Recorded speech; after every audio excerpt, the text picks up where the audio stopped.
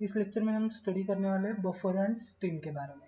Buffer and string is an important part of the Node.js. आपके Node.js का एक important part है जो कि हमारा जो भी डेटा है वो डेटा को हैंडल करने के लिए यूज किया जाता है। बाइनरी जो भी डेटा है, बाइनरी डेटा को हैंडल करने के लिए स्पेशली डील्स विद इनपुट और आउटपुट डेटा। इनपुट आउटपुट जो भी आपके ऑपरेशंस होते हैं, उस इनपुट आउटपुट ऑपरेशंस यूज के लिए बफर एंड स्ट्रिंग का यूज किया जाता है। Like read data, writing data, executing the data, read write following data.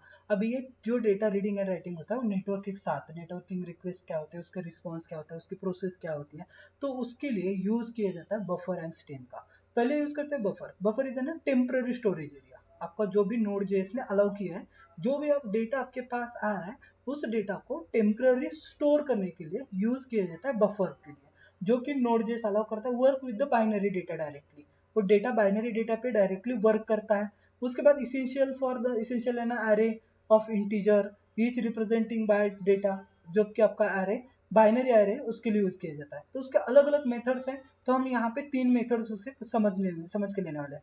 पहली मेथड आती है आपकी array, creating the United buffer with the 10 octa. 10 octa का अगर आपको बफर क्रिएट करना है तो उसको डिक्लेयर कर दो variable buffer is equal to new buffer, कितना 10 साइज दे दी। सेकंड मेथड आती है, उसको आपको क्या करना है, एरे में क्रिएट करना है। अगर एरे में क्रिएट करना है तो एरे में क्रिएट करने के लिए यूज करो verify variable buffer is equal to new buffer.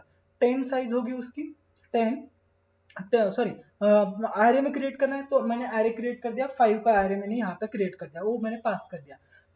Third method आती है उसके creating the buffer of the string and optional encoding bytes. आपको स्ट्रिंग के क्रिएट करना है तो वहां पे यूज करने के लिए बफर क्रिएट करो। The buffer simple easy learning, और उसका कोड मीन्स जो आपको कन्वर्ट करना है, UTF-8 मीन्स जिसको आपको बाइट कोड में कन्वर्ट करना है या फिर अदर इसमें कन्वर्ट करना है, तो यहाँ पे कन्वर्जन के लिए आपको कोड प्रोवाइड करना है UTF-8। UTF-8 is an default encoding, you can use the any following encoding. ASCII में कर सकते हो, UTF-8 कर सकते हो, UTF-16 कर सकते हो, UCS2 कर सकते हो, या फिर बेस 64 कर सकते हो, या फिर हेक्सा में कर सकते हो। अगर लेकिन हम जो यूज करते हैं वो इंग्लिश लैंग्वेज में, क्योंकि हम यहाँ पे प्रोवाइड कौन सा करने वाले हैं, प्रोवाइड हम यहाँ पे कर रहे हैं स्ट्रिंग प्रोवाइड कर रहे हैं।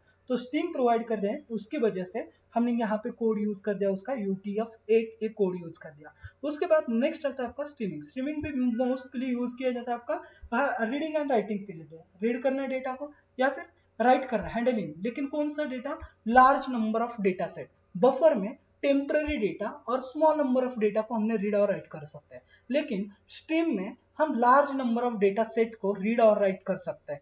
तो उसके लिए यूज किया जाता है provide the interface reading and reading data pieces piece by piece, और the data write in the chunk means block of data हम वहां पे रीड करने हो जाए। तो उसमें के लिए पहले दो टाइप्स यूज किए, टाइप द स्ट्रीमिंग। पहली आता है readable stream, writable stream and duplex the stream. 3 type का डेटा आता है। तो पहले देते हैं हम रीडिंग का एग्जांपल देखते हैं। रीड के लिए क्रिएट कर दिया variable constant FX, require FX variable पास कर दिया, उसको रीड करना है।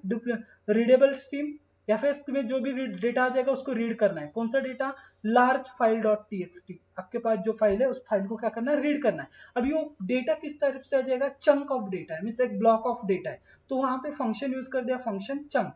तो readable stream on input data है, ऑन डेटा रीड करने के लिए उसको रीड किस तरीके से करना है, कंसोल पे कंसोल डॉट लॉग रीड करो उसको, रिसीव्ड चंक डॉट लेंथ, जो भी लेंथ है उस डेटा की वो लेंथ आ जाएगी बाइट ऑफ द डेटा।